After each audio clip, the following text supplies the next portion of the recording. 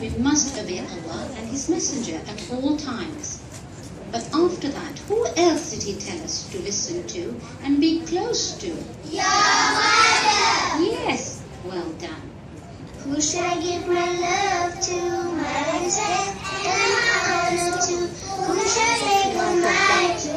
After Allah and Rasulullah. Nampak Azafin? God's your mother. Kan Bik sana? Who next your mother? Who next your mother? And then your father. 'Cause who used to hold you and clean you and clothe you? Who used to feed you and always be with you when you were 6 young all night, holding you tight?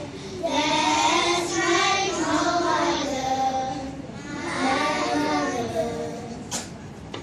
Who should I take good care of? Give